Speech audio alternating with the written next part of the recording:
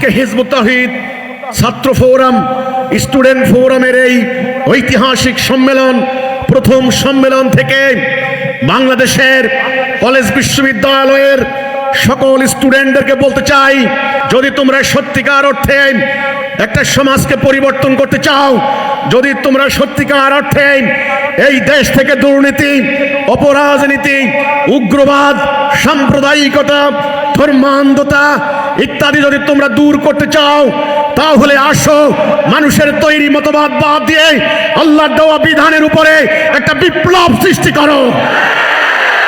তোমরা কি প্রস্তুত? তোমাদের অনেককে দেখে হতবাক হচ্ছি। আমি যখন ইন্টারমিডিয়েটে পড়ি, স্বৈরাচার বিরোধী আন্দোলন শুরু করে দিয়েছি আমরা। তখন ছেলেহারা মায়ের দাবি, খুনির স্বাদ কবে যাবি, এটা আমাদের স্লোগান ছিল। তোমরা বিশ্বাস করবে না, 10 মাইল 12 মাইল অতিক্রম করতাম এক একটা জঙ্গি মিছিল। এটার নাম দিতাম আমরা জঙ্গি মিছিল। ক্লান্তি শ্রান্তি আমাদের ছিল না। সারা রাত আমরা দেওয়াল লিখতাম। পরের দিন আবার সাহিত্যপত্র পত্রিকা বের করতাম কলেজের স্টুডেন্টদের জন্য। বক্তব্য, মিছিল, প্রতিবাদ সমাবেশ। এই বয়সটি তোমাদের আগুন ঝরানোর বয়স, এই বয়স তোমাদের ঘাম ঝরানোর বয়স। তোমাদের যদি উদ্যমতা না থাকে, প্রাণ শক্তি না থাকে, তাহলে তোমরা বিপ্লব করতে পারবে না। তোমরা নিজেরা যদি জাগ্রত না হও, জাতিকে জাগাতে পারবে না। তোমরা নিজেরা যদি সিংহের মতো বলবান না হও, তাহলে বলবীর্যহীন, হতাশাগ্রস্ত, নিমজ্জিত, হতাশার সাগরে নিমজ্জিত এদেরকে তোমরা জাগাতে পারবে না। আমি তোমাদেরকে বলতে চাই, তোমরা ভিতর থেকে জাগ্রত হও। তোমাদের পরিবার, তোমাদের সমাজ, তোমাদের সোসাইটি, তোমাদের যারা আছেন আশেপাশে, তারা কেউ তোমাদের জাগরণের কথা বলে না, তোমাদেরকে জাগরণের গান শোনায় না। তোমাদের কানে কানে মৌমাছির মতো মন্ত্র দিতে থাকে, চাকরি করবি, চাকরি করবি, ভালো একটা চাকরি জোগাড় করতে হবে। চাকর হওয়ার জন্য এই মানসিকতা ব্রিটিশ সাম্রাজ্যবাদের পর থেকে শুরু হয়েছে।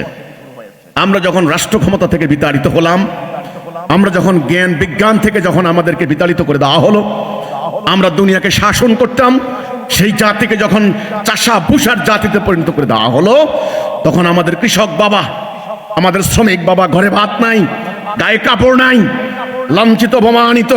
তখন কৃষক বাবা চিন্তা করতেন, আমার সন্তান যদি কোনো রকম একটা সরকারি চাকরি পায়, তাহলে সমাজে আমার বেঁচে থাকা হবে। এটা ছিল আমাদের জিল্লতের কাহিনী। তোমরা চাকরির জন্য তোমরা হন্য হয়ে ঘুরবে না। আমি তোমাদের আজকে অনেকগুলি কথা বলার জন্য প্রস্তুতি নিয়ে এসেছি। আমার কথা শুনবে।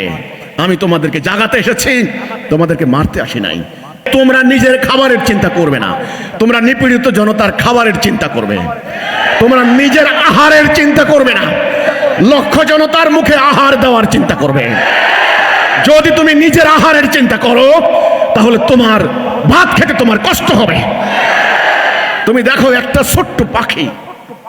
ছোট্ট পাখি উড়াল দেয়, তোমার মতো জ্ঞানী নয়, তোমার মতো কলেজ বিশ্ববিদ্যালয়ে পড়ে না, সারাদিন বিচরণ করে শিখে পেট পুরে সে বাসায় ফিরে।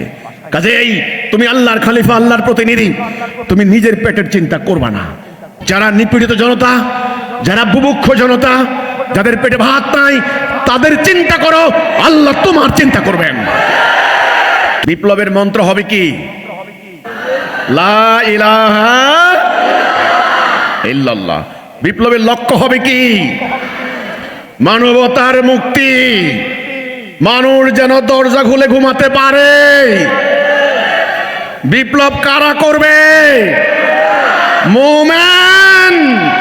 এই বিপ্লবীদেরকে সাহায্য করবে কে? আল্লাহ রাব্বুল আলামিন।